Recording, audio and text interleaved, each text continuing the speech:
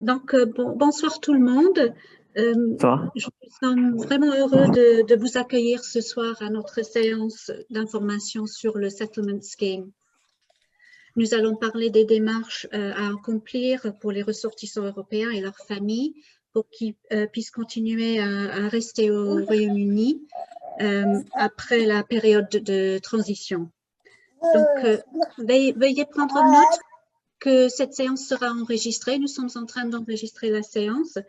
On va poser l'enregistrement sur Facebook plus tard parce qu'il y a néanmoins un certain nombre de personnes qui ne peuvent pas être avec nous ce soir.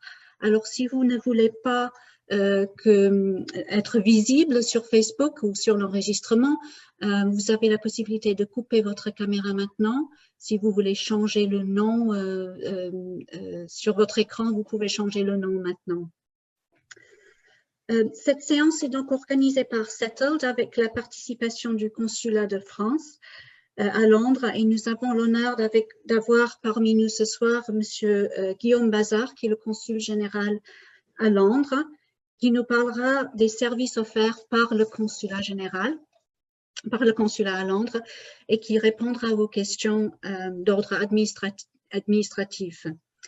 Nous vous remercions beaucoup, Monsieur le Consul général, d'être parmi nous ce soir. Je vous présente également Corinne Maya et Sarah Aguiar, qui sont comme moi bénévoles chez Settled. Nous avons également Christina Tegolo et Maria Llorente, qui sont coordinatrices chez Settled, et Pascal Crozier, qui vient du Citizens' Rights Project en Écosse. Quelques petits mots d'introduction. Settled est une association caritative dont le but est d'aider les ressortissants européens, particulièrement ceux qu'on appelle vulnérables, à faire une demande de résident permanent ou temporaire pour pouvoir continuer à résider au Royaume-Uni légalement après le 30 juin 2021. Settled existe depuis un peu plus d'1 an. Et nous avons environ une centaine de bénévoles qui travaillent pour Settled, ainsi qu'une petite équipe centrale. En raison de la pandémie, nous offrons surtout des services en ligne, des forums sur Facebook, et nous avons des lignes téléphoniques en 9 langues. Donc ce soir, en ce qui concerne le déroulement de la séance ce soir, Corinne va d'abord présenter la procédure pour obtenir le statut pre-settled ou settled. Ensuite, Monsieur le Consul général offrira des informations sur les services offerts par le consulat et il y aura après l'occasion de poser quelques questions. Les intervenants de Settled sont toutes qualifiés et enregistrés avec l'Office de l'immigration pour donner des conseils sur le Settlement Scheme. Donc, vous pouvez nous poser des questions. Vous pouvez également écrire vos questions dans le chat. Sarah va relever les questions pendant la séance. Nous essayerons de répondre à autant de questions que possible, mais vous êtes très nombreux ce soir, donc on va sans doute prendre une sélection de questions qui seront peut-être les plus courantes pour vous tous. Si vous avez une question un petit peu plus compliquée à poser, n'hésitez pas non plus à nous écrire à l'adresse email que Sarah va écrire dans le chat. C'est advice@settled.org.uk. Et maintenant, je vais passer à Corinne pour sa présentation sur le Settlement Scheme. Bonsoir à tous. Alors, je vais d'abord juste lancer ma présentation et puis je vais vous parler plus particulièrement de la procédure pour obtenir le EU Settlement Scheme. Donc, nous sommes tous issus ce soir, probablement parce que nous avons pu bénéficier de la libre circulation des personnes, qui est l'un des avantages que l'on obtient quand on fait partie de l'Union européenne. C'est ce qui m'a permis, en tout cas à moi, de venir m'installer au Royaume-Uni, d'y travailler et d'y construire une vie. C'est en raison de Brexit qui a eu lieu le 31 janvier de cette année. La libre circulation des personnes sera abolie le 31 décembre 2020 à 23 h très exactement. C'est ce qui s'appelle la fin de la période de transition. Alors pour nous, citoyens européens et français au Royaume-Uni, cela signifie que nous allons devoir faire une demande à un nouveau statut pre-settled ou settled pour pouvoir continuer de vivre légalement au Royaume-Uni. Ma présentation va vous expliquer exactement en quoi consiste cette démarche et ce à quoi vous devez faire particulièrement attention. Alors, qui est concerné? Ça va être tous les ressortissants de l'Union européenne, des 27 pays dont vous avez la liste ici. Vous avez aussi tous les pays de l'espace économique européen, la Norvège, l'Islande, le Liechtenstein et la Suisse. Si vous êtes citoyen irlandais, vous n'avez pas besoin de faire de demande au dispositif du EU Settlement Scheme car vous avez un droit automatique de résidence en Grande-Bretagne, vous le pouvez. Et si vous êtes double national, vous n'avez pas besoin de faire de demande. En gros, si vous êtes un des ressortissants de ce pays, vous allez devoir faire une demande à ce statut de façon à pouvoir continuer de travailler au Royaume-Uni, de pouvoir accéder aux services de santé et aussi bénéficier des prestations sociales.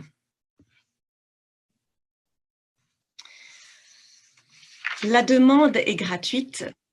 La résidence continue au Royaume-Uni qui compte. Le fait que vous n'ayez pas travaillé ou que vous ayez travaillé n'entre pas en ligne de compte. Et le fait aussi, par exemple, que vous ayez reçu des prestations sociales n'aura aucune influence sur le résultat de la demande. Il y a 2 dates clés que j'aimerais que vous vous rappeliez. La première, c'est l'échéance de la fin de cette année, qui est le 31 décembre 2020, qui est la fin de la libre circulation des personnes. Ça veut dire que si vous voulez être éligible à ce nouveau statut, vous devez avoir été résident avant cette date butoir. L'autre date importante à retenir, c'est la date de l'échéance pour pouvoir faire une demande à ce système, au EU Settlement Scheme, qui est le 30 juin 2021. Alors nous, à cette heure, nous recommandons, si vous le pouvez, de faire la demande le plus rapidement possible et dans l'idéal, avant la fin de l'année, puisque c'est la fin de la libre circulation des personnes. Maintenant aussi, c'est peut-être mieux de le faire le plus rapidement possible parce que dès le 1er janvier de l'année prochaine, il y aura un nouveau système d'immigration qui sera en place et c'est toujours de pouvoir prouver en fait que vous bénéficiez de ce statut du EU Settlement Scheme. L'enjeu est important, c'est vraiment important de faire la demande. Si vous ne le faites pas, vous risquez de perdre votre aptitude, votre habilité à pouvoir travailler, à vivre et risquer de devenir illégal à partir du 1er juillet 2021. Certains d'entre nous ont déjà des titres d'immigration. Par exemple, certains ont obtenu ce que l'on appelle a Permanent Resident Card, qui est une carte triptyque à 3 volets. Cette carte ne sera plus valable dès la fin de l'année, le 31 décembre 2020. Donc, vous devrez faire une demande au dispositif du EU Settlement Scheme. Si vous avez obtenu un statut d'immigration, par exemple une Indefinite Leave to Remain ou une Indefinite Leave to Enter, votre statut reste valable, mais vous pouvez faire une demande au EU Settlement Scheme si vous le voulez. Il se trouve qu'il y a plus d'avantages à être, par exemple, un résident permanent sous le EU Settlement Scheme. Vous pouvez, par exemple, si vous êtes ressortissant européen, vous absenter jusqu'à 5 ans du Royaume-Uni sans perdre votre titre d'immigration. Vous pouvez également faire venir des membres de votre famille proche, les faire vous rejoindre après le 31 décembre de cette année. Je voulais juste aussi dire que pour ce qui est des résidences suisses, vous pouvez vous absenter du Royaume-Uni si vous avez le statut de résident permanent seulement pour 4 ans. C'est votre famille complète qui va devoir faire une demande de statut pre-settled ou settled. Et ils vont devoir faire la demande eux-mêmes. Donc, par exemple, pour un enfant, il n'est pas inclus automatiquement dans votre propre demande. Les membres de votre famille qui sont européens, issus de l'EE ou de la Suisse, vont devoir faire une demande au statut d'eux-mêmes. Et s'ils sont des enfants dépendants ou des membres de famille d'un pays dit tiers, ils vont devoir relier leur demande à la vôtre. Les membres de votre famille pourront vous rejoindre au Royaume-Uni jusqu'au 31 décembre 2020 ou s'ils sont époux ou partenaires civils de citoyens suisses jusqu'au 31 décembre 2025 et faire une demande de leur propre chef. S'ils ne peuvent pas vous rejoindre avant la fin de la période de transition et faire une demande de statut au EU Settlement Scheme, ils auront quand même la possibilité de vous rejoindre, mais à condition qu'ils soient des membres de familles proches, par exemple époux, partenaires légaux, enfants ou parents dépendants. Il faut que la relation avec vous ait existé avant le 31 décembre 2020. Alors, au terme de votre démarche, vous allez recevoir un de deux statuts. Le premier, le statut qui s'appelle Settled, qui est un statut de résident permanent. C'est un statut qui va être conféré aux ressortissants qui ont résidé depuis 5 ans de manière ininterrompue, continue, au Royaume-Uni au moment de la demande. C'est un statut qui vous permet de travailler, de louer un appartement, d'accéder aux soins et aux prestations sociales au Royaume-Uni comme un résident ou un résident britannique. Comme je l'ai mentionné auparavant, vous avez le droit d'être absent du Royaume-Uni avec ce statut jusqu'à 5 ans si vous êtes un ressortissant européen, par exemple français, ou 4 ans si vous êtes suisse. Si vous êtes absent plus longtemps, vous perdrez ce statut. De même, si vous commettez un acte criminel grave, vous perdrez aussi ce statut. Les enfants qui naîtront après que vous ayez obtenu ce statut seront britanniques. Et si vous le désirez, vous pouvez faire une demande de citoyenneté britannique 1 an après avoir reçu le statut de résident permanent, settled, ou de suite si vous êtes marié à un ressortissant britannique. La deuxième option au terme de cette démarche, c'est d'obtenir le statut dit pre-settled, qui est un statut de résident temporaire qui est conféré aux ressortissants qui ont vécu moins de 5 ans au Royaume-Uni. Alors, c'est un statut qui est valable pendant 5 ans et vous allez devoir faire une demande de statut permanent, settled, dès que vous aurez vécu 5 ans au Royaume-Uni. C'est un statut qui vous permet de travailler, de louer un appartement, de rester au Royaume-Uni. Par contre, vous allez devoir remplir des conditions supplémentaires pour accéder à des prestations sociales comme le Universal Credit. Avec ce statut, et ça c'est vraiment important de s'en rappeler, vous avez le droit d'être absent pendant 180 jours par période de 12 mois. Si vous dépassez cette absence, vous risquez de perdre la continuité de votre résidence et cela posera problème lorsque vous ferez votre demande pour obtenir le statut de résident permanent. Il est possible toutefois d'être absent jusqu'à 12 mois maximum pendant les périodes de 5 ans pour obtenir le statut de résident permanent, et ce pour une raison vraiment importante, comme par exemple si vous avez un accouchement à l'étranger, vous devez recevoir des soins, ou si comme moi, vous êtes marié à un militaire de l'armée britannique et votre mari est posté et muté hors du Royaume-Uni.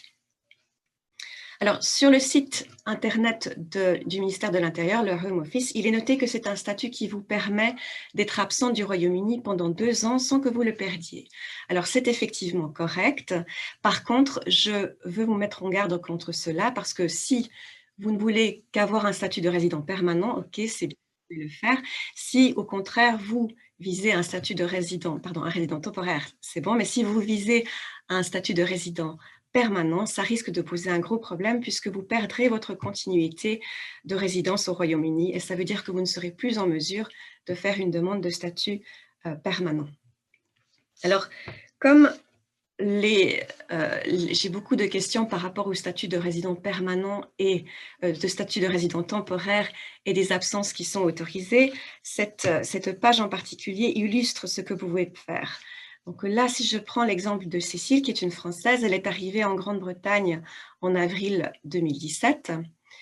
Elle fait une demande de statut pre-settled qu'elle obtient finalement en octobre 2019. Donc vous avez la date d'arrivée et la date d'octroi.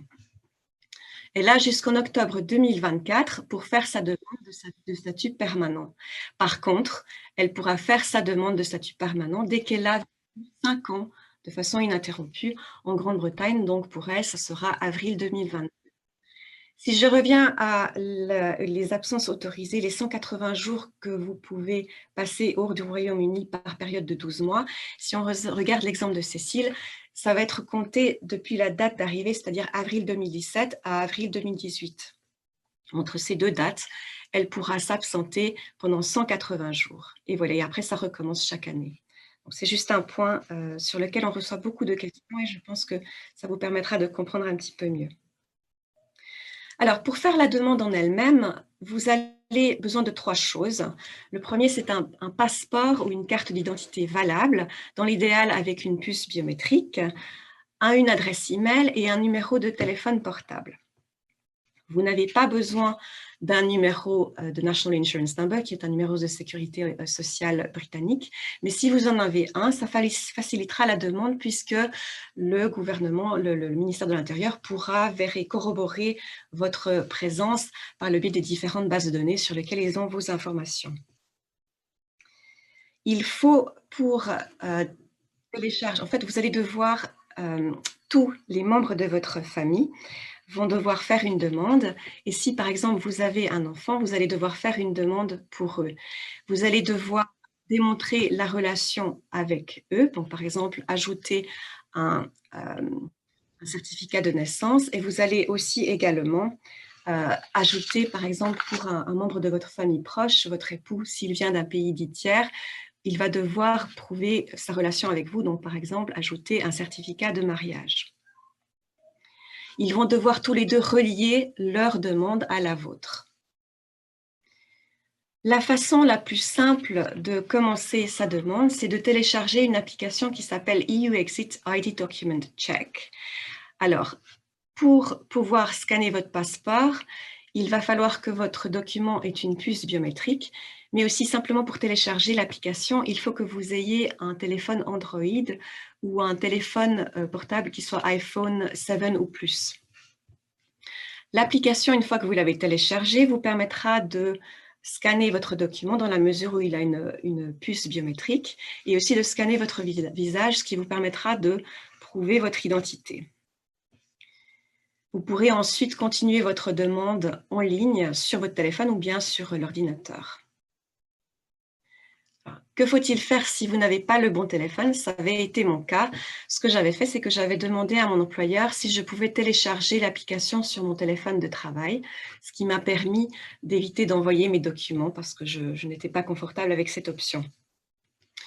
Si vous n'avez pas personne qui peut vous prêter un téléphone valable, il y a ce que l'on appelle des scanning centers, qui sont généralement localisés dans les bibliothèques et qui vont vous permettre contre coup de scanner vos documents d'identité.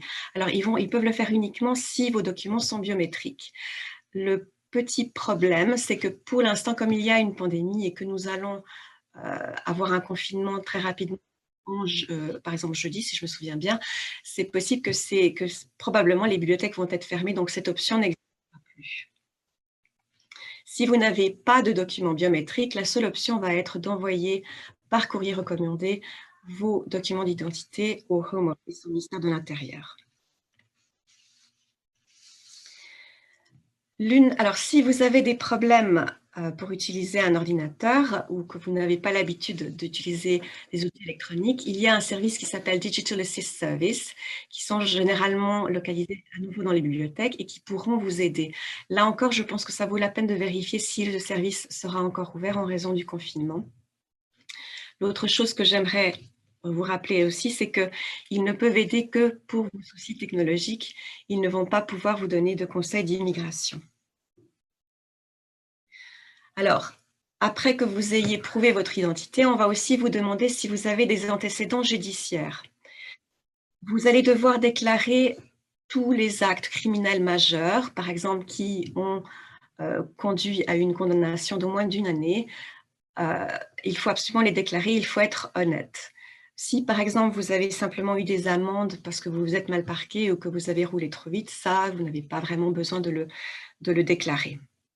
Ce que nous conseillons, c'est que si vous êtes une personne qui avait un casier judiciaire et qui avait commis un crime grave, par exemple, le mieux, c'est d'abord de prendre conseil juridique avant de mettre votre demande parce que votre demande sera peut-être un petit peu plus compliquée. Alors, j'ai là les détaille les coordonnées d'un conseil juridique qui opère une permanence avec une ligne téléphonique dont voici les heures d'ouverture.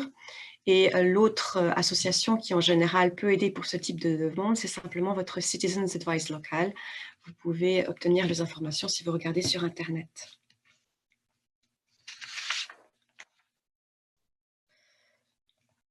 Pardon, je reviens en arrière.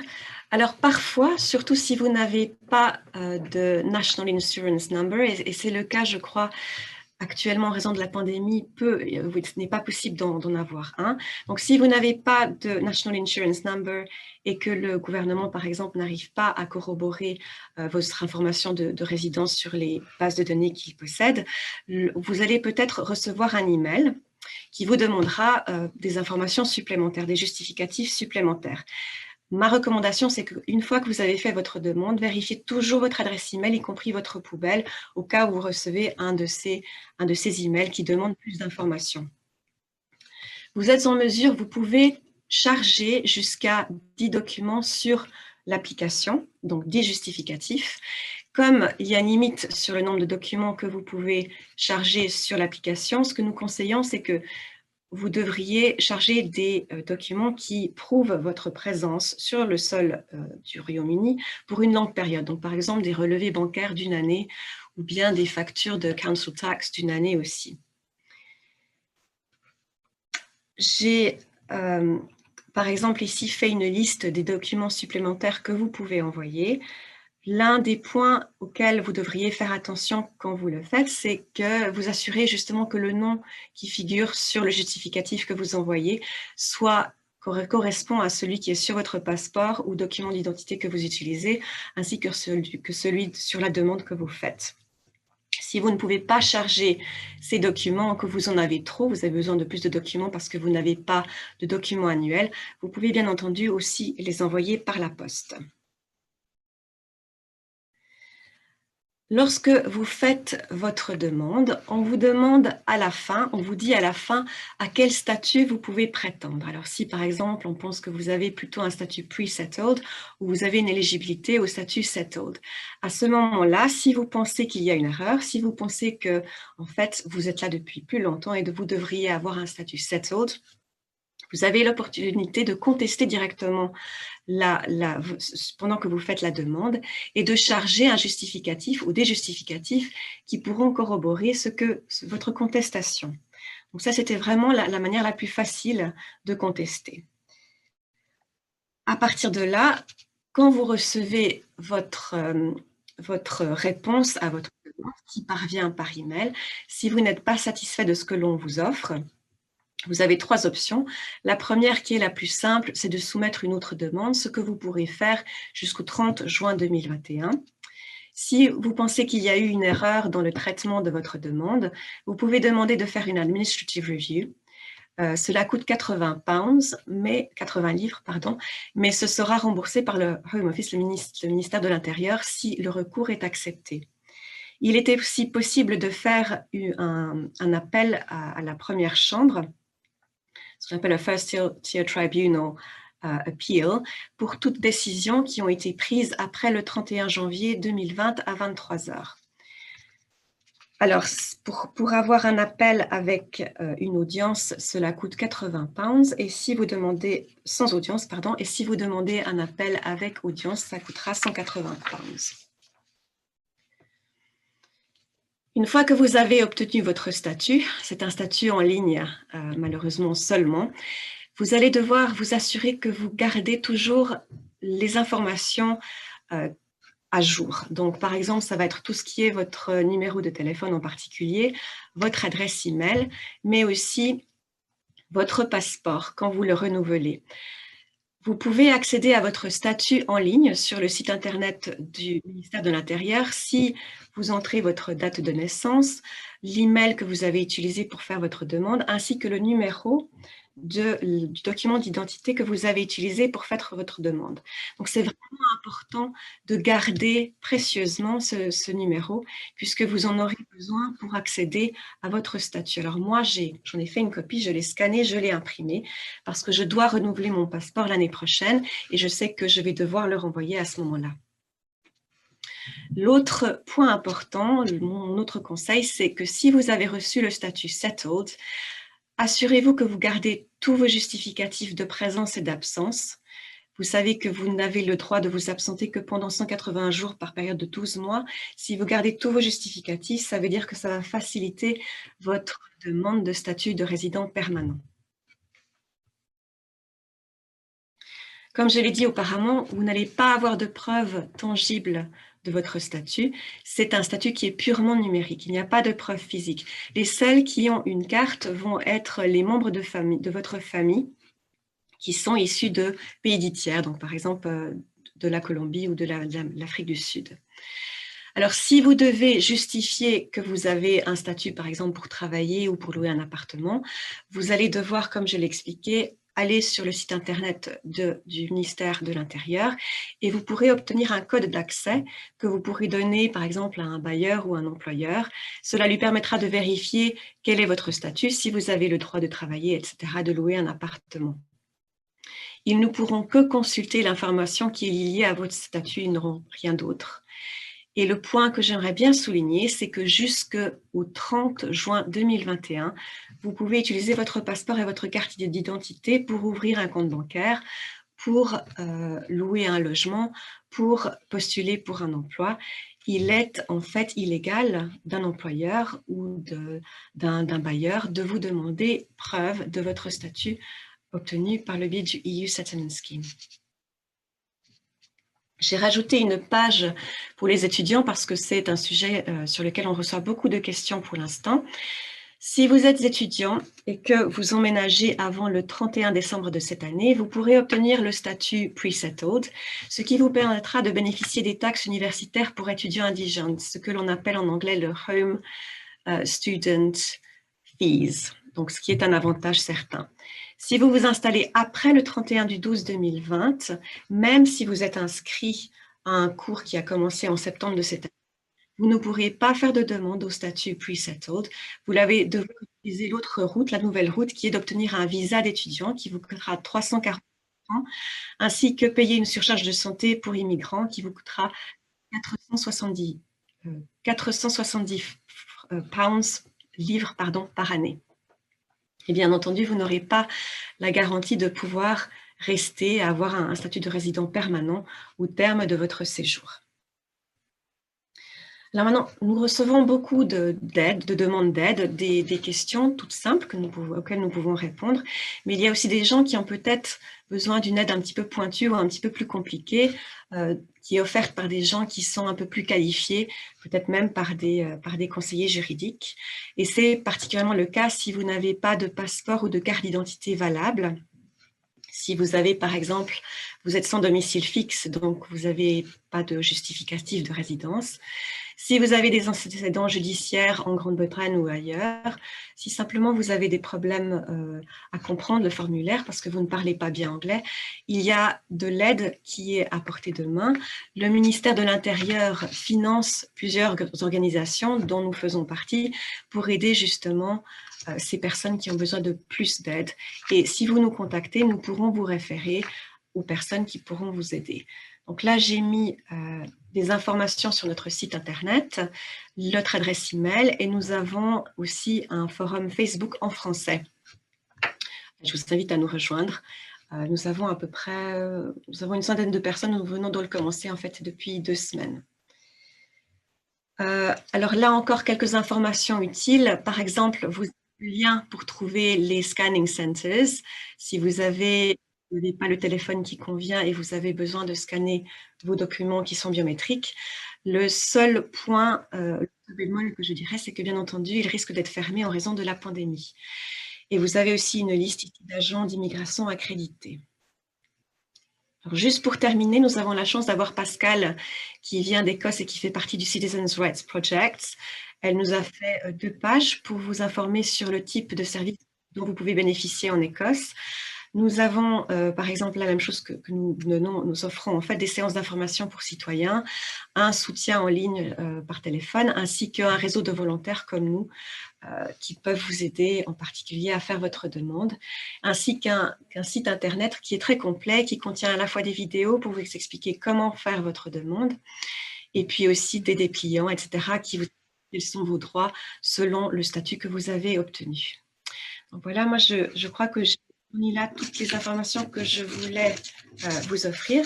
Je vous remercie de votre attention et je vais repasser la parole à Helen. Merci beaucoup, Corinne, pour toutes ces informations. Je vois que nous avons beaucoup de questions, mais je pense que vous aurez peut-être quand même réussi à répondre à certaines questions avec la présentation. Je vais passer la parole à Monsieur le Consul général pour nous donner des informations sur, je pense plutôt sur les passeports, les cartes d'identité, etc.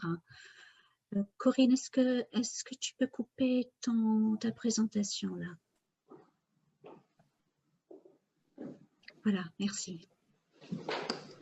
Bonjour, j'espère que vous m'entendez. Très bien. Merci. Je voudrais d'abord remercier Settle d'avoir organisé cette conférence et plus largement remercier Settle pour tout le travail qui est fait au quotidien au profit des Européens qui ont besoin d'aide et d'assistance dans les démarches dont on parle ce soir. C'est un travail qui est absolument indispensable et le travail que fait Settle est absolument remarquable. Donc, merci à vous. Avant de parler plus spécifiquement du consulat, je voudrais insister sur quelques points dont, même si certains ont déjà été évoqués dans la présentation faite par Corinne, des points qui, du point de vue du consulat de France, sont particulièrement importants. D'abord, sur la nature de ce qu'est le settled status, c'est bien d'avoir en tête que c'est le résultat d'une négociation. Quand le Royaume-Uni a décidé de sortir de l'Union européenne, la première conséquence immédiate qui a été identifiée comme pouvant être problématique, c'était précisément les droits des citoyens. Et le gouvernement britannique et l'Union européenne se sont mis d'accord très rapidement. Je laisse passer l'ambulance. C'est le premier sujet sur lequel l'Union européenne et le Royaume-Uni se sont mis d'accord. C'était la nécessité de protéger les citoyens européens qui vivent au Royaume-Uni ou britanniques qui vivent dans les pays de l'Union européenne. Et c'est un dossier qui, contrairement à d'autres aspects dont on peut entendre parler en ce moment, comme la pêche ou les règles de la concurrence, c'est un sujet qui a été peu polémique parce que les intérêts sont les mêmes des deux côtés. Il s'agit de faire en sorte que les citoyens des deux côtés puissent continuer à vivre comme ils le font actuellement. Donc le principe de ce qui est dans l'accord de retrait, c'est une logique de droit acquis. On part du principe que les citoyens qui bénéficiaient de certains avantages avant le Brexit doivent pouvoir continuer à en bénéficier après. C'est ça c'est la philosophie qui est derrière le settled status. Mais comme le droit européen disparaît, il faut le remplacer par quelque chose qui est inscrit dans le droit britannique. Et donc, les Britanniques ont fait le choix de mettre en place le settled status, dont Corinne vient de parler en détail, mais ça découle directement des engagements pris par le gouvernement britannique dans le cadre de la négociation. Les Britanniques ont fait le choix d'un système simple dans la mesure où la démarche est exactement la même pour tout le monde. Ce n'est pas le cas dans tous les pays. Par exemple, en France, les Britanniques qui sont résidents en France devront demander une carte de séjour pour pouvoir rester en France. Et la démarche peut être différente en fonction du type de situation dans laquelle on se trouve. Les Britanniques ont fait le choix d'un système simple qui est le même pour tout le monde. Ils ont également fait le choix de l'organiser sur une période longue. Le settled status est ouvert depuis plus d'1 an. Il est ouvert après une phase expérimentale. Il est ouvert au grand public depuis, je crois, le 30 mars 2019. Et comme ça a été dit, jusqu'au 30 juin 2021, donc plus de 2 ans ont été donnés au total pour les Européens pour régulariser leur situation. Donc ça c'est le propre de ce système britannique. Je voudrais aussi dire quelques mots sur où est-ce qu'on en est globalement dans la distribution du settled status. À ce jour, le Home Office, le ministère de l'Intérieur britannique, a enregistré un peu plus de 4 millions de demandes. Au départ, avant la mise en place, les autorités britanniques estimaient qu'il y aurait sans doute entre 3 et 3,5 millions de ressortissants européens qui pourraient en bénéficier. Et pour l'instant, il y a plus de 4 millions de personnes qui l'ont déjà demandé et ça n'est pas terminé. Alors, qu'est-ce qui se passe avec les Français dans ce contexte, puisque cet événement est consacré plutôt à la communauté française? Au 30 septembre, le Home Office avait reçu à peu près 154 000 demandes de ressortissants français. C'est beaucoup, c'est bien, mais nous estimons qu'il y a au Royaume-Uni entre 250 000 et 300 000 Français. Ça veut dire qu'il y a sans doute au moins 100 000 compatriotes qui n'ont pas encore fait la démarche. Et ça nous préoccupe un petit peu parce que ne pas le faire comme on l'a vu, ça a des conséquences importantes. Pour être un peu plus précis, il y a donc eu 154 000 demandes françaises, 150 000 décisions ont déjà été prises. Il y a un petit volume de demandes qui sont toujours en attente de décision. Et dans 63% des cas, le Home Office a délivré le settled status, donc le droit de résider de manière permanente, et 37% pre-settled status, c'est-à-dire des gens qui ont prouvé une résidence de moins de 5 ans. Il y a une question qu'on n'aborde pas souvent, c'est est-ce que les Britanniques peuvent refuser de donner le settled status, de donner l'un ou l'autre, de ne donner aucun? Oui, c'est possible et ça existe. Les derniers chiffres qui datent du mois de septembre, pour ce qui est des Français, toujours, je parle que des Français, il y a eu 230 refus de settled status, c'est-à-dire des personnes, ça correspond à 2 cas de figure possibles. L'un, c'est parce que les condamnations ou les antécédents judiciaires ont été considérés comme trop importants, donc des condamnations lourdes pour des faits criminels graves. Ça, c'est une toute petite minorité. Et la plupart des 230 cas, ce sont des personnes qui ont fait leur demande et le Home Office a estimé qu'il n'y avait pas suffisamment de preuves sur la résidence. Et après avoir relancé un nombre important de fois, sont arrivés à la conclusion que la personne ne fournirait pas les éléments demandés et donc on formulait un refus. Au total, 230 refus, ça représente 0,15%, c'est-à-dire que le Home Office, comme il nous le dit, et je pense qu'on peut leur faire confiance sur ce point-là, quand il reçoit une demande, il cherche avant tout des raisons de donner le settled status et non pas de le refuser. Ils ne sont pas dans une démarche de refus ou de limiter le nombre de personnes, mais plutôt d'accorder le statut. Sur la manière d'obtenir le statut, je ne veux pas répéter les éléments présentés tout à l'heure. Je voulais juste insister sur quelques points. D'abord sur le temps que prend la procédure. C'est en fait extrêmement variable. Le Home Office a l'habitude de dire que une demande typique ou normale est traitée entre 1 et 5 jours. En fait, c'est vraiment très variable. Ça peut effectivement aller très vite. Il y a beaucoup d'exemples de personnes qui l'ont obtenu effectivement en quelques jours. Ça peut aussi être beaucoup plus long. Ça peut prendre plusieurs mois si les justificatifs sont un peu difficiles à réunir, s'il y a un dialogue entre la personne qui demande et le Home Office, qui peut être parfois un peu compliqué. Donc, il y a des personnes qui ont attendu assez longtemps. Donc, il ne faut pas paniquer si ça prend plus de quelques jours. Ça peut être normal. Et il faut avoir en tête que les demandes qui concernent des enfants prennent plus de temps parce qu'il y a une obligation légale pour l'administration britannique de vérifier, de faire des vérifications supplémentaires. Je crois avoir aperçu tout à l'heure dans les questions quelqu'un qui demandait si on pouvait effectuer la demande depuis l'étranger. C'est possible si on est temporairement éloigné du Royaume-Uni, mais en y ayant toujours sa résidence principale, on peut faire la demande depuis l'étranger. On a insisté déjà sur le statut numérique du settled status. C'est un élément important. C'est quelque chose qui pose un problème parce que ça suscite pas mal d'inquiétudes, le fait de ne pas avoir de carte qui permet de prouver à tout moment. C'est une demande qui a été faite par la société civile, par des ONG, qui a été présentée par nous, par les consulats et les ambassades européennes, aussi par des parlementaires britanniques, mais en dépit de toutes ces interventions, le gouvernement britannique jusqu'ici ne souhaite pas revenir sur ce point.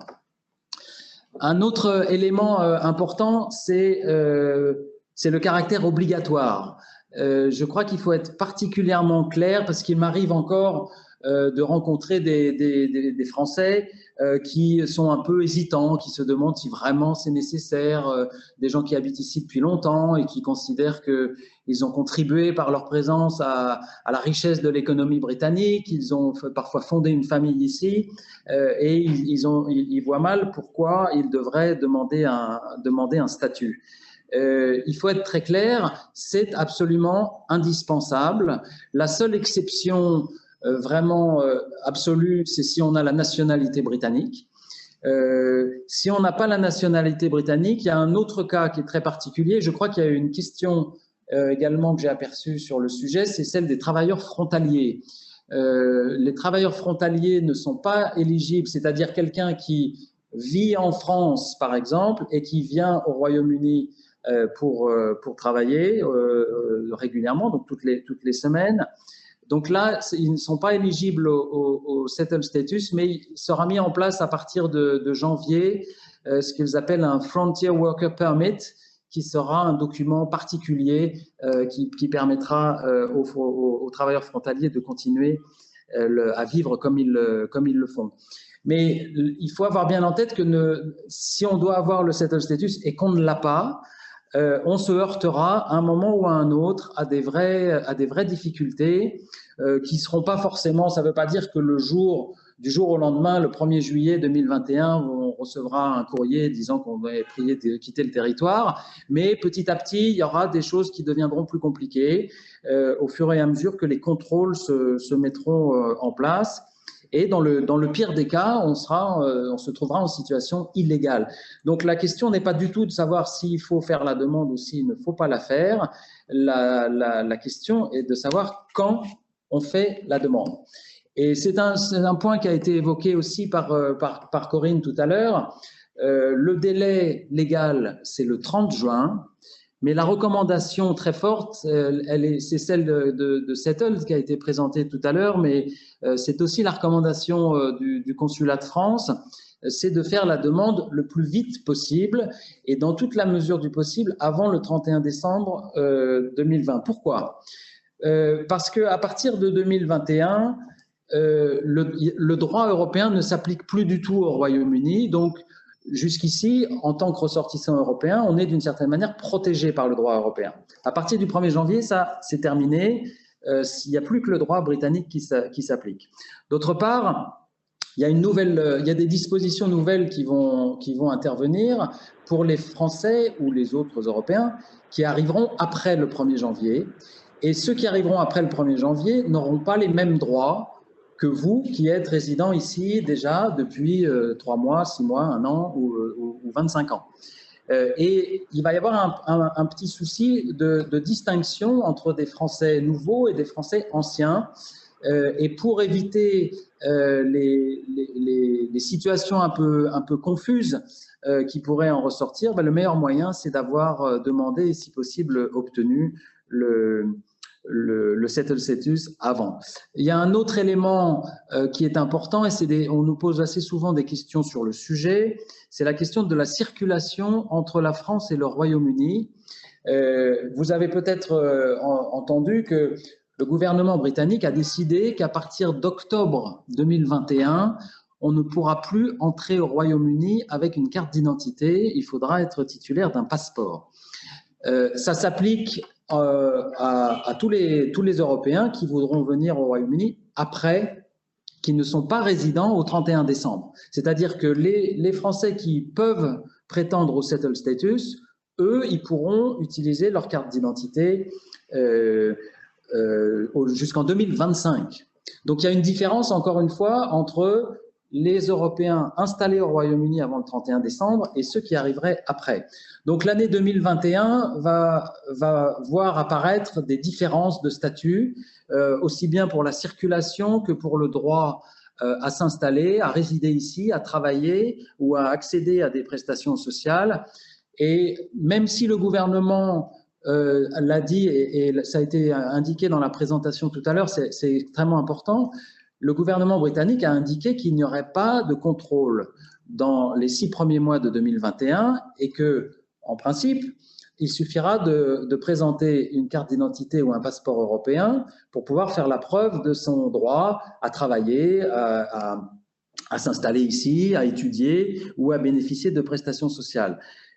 Même si c'est l'affirmation de l'administration britannique, on ne peut pas exclure qu'au moment d'ouvrir un compte en banque, au moment de postuler à un emploi ou de louer un appartement, l'interlocuteur que vous aurez en face de vous aura un doute et dans le doute se dira, après tout, par sécurité, il vaut peut-être mieux quand même vérifier le statut que l'Européen que j'ai en face de moi ou le Français ou la Française que j'ai en face de moi. Il vaudra mieux vérifier qu'il ait bien le droit de résider ici. Et le meilleur moyen de ça, c'est d'avoir fait la démarche avant. Donc, de notre point de vue, comme ça a été expliqué tout à l'heure, il faut demander le settled status le plus vite possible. Il n'y a rien à gagner à attendre.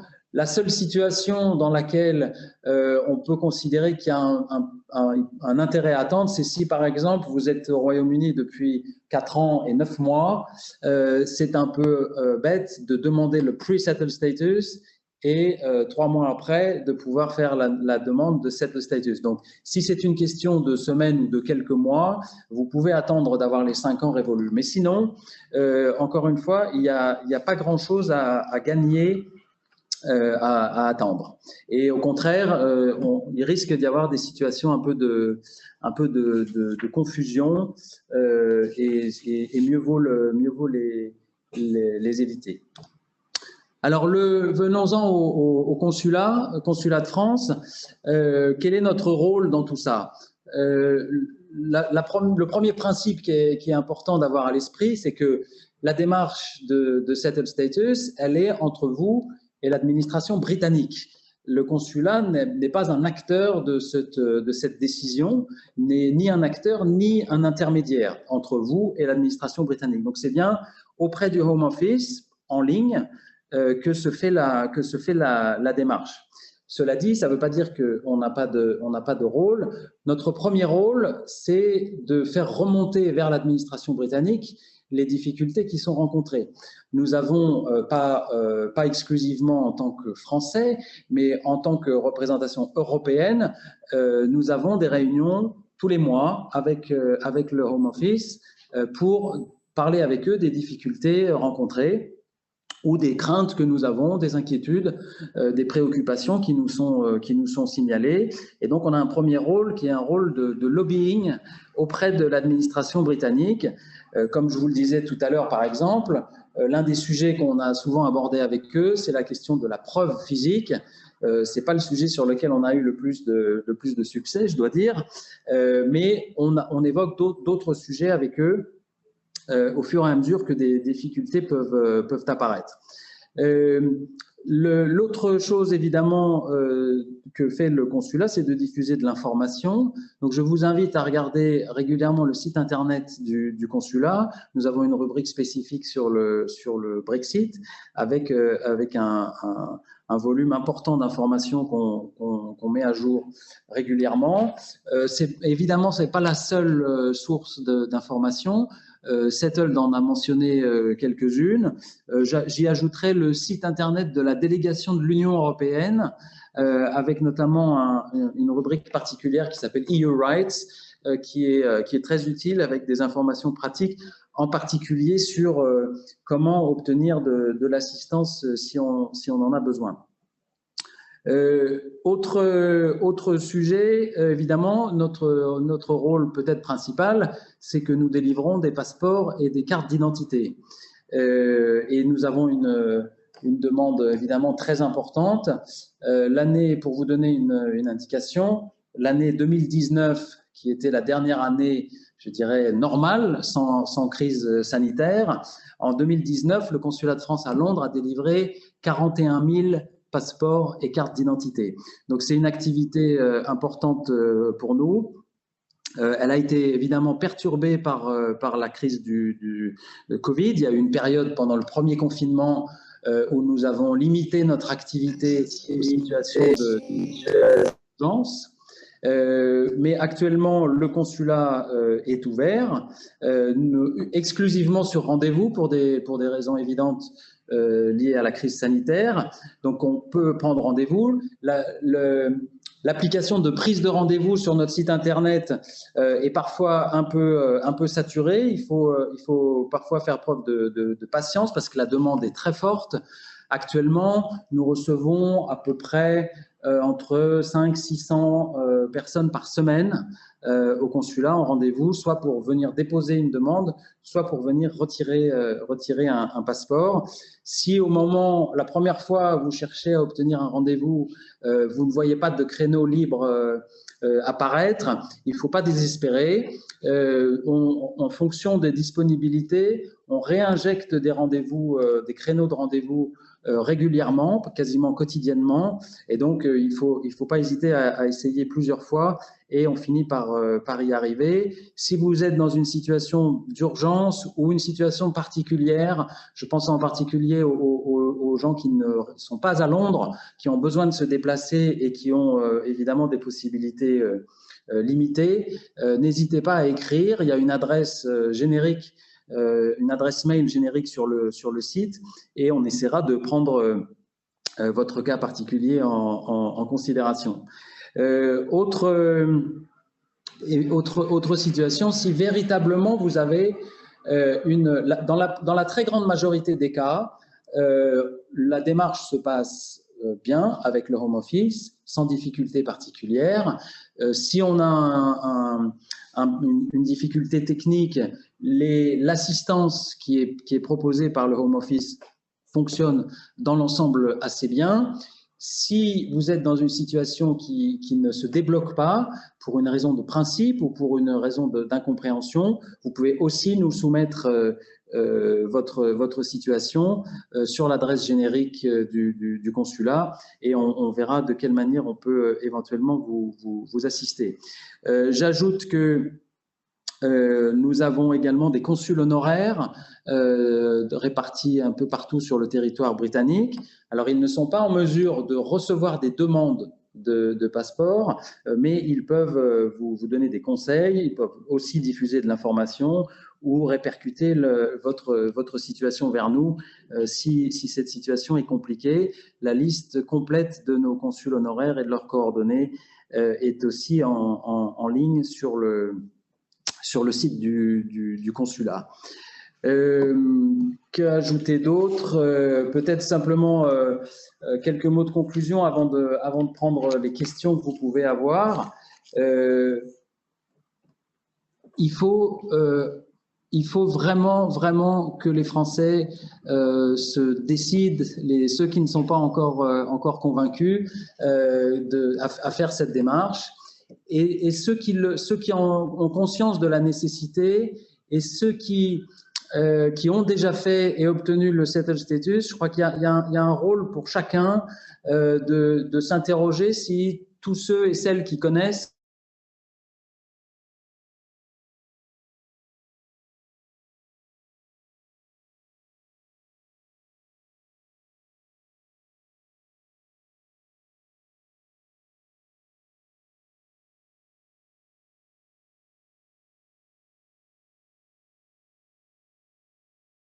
qu'il faut le faire rapidement, que ça n'est pas, dans la plupart des cas, c'est relativement simple et que si le cas n'est pas si simple, il y a moyen d'obtenir de l'assistance. attendre le dernier moment ne présente aucun intérêt. C'est s'exposer, encore une fois, comme je le disais, à des complications, surtout dans le courant de l'année 2021. L'année 2021 va être très particulière. Encore une fois, c'est la fin de la période de transition, c'est la fin du droit européen ici. Et donc, mieux vaut avoir réglé sa situation et être débarrassé de cette démarche pour pouvoir regarder l'avenir en toute confiance. Voilà, je vais pas plus loin. Je suis maintenant, j'imagine, avec Corinne, disponible à répondre à vos questions si vous en avez.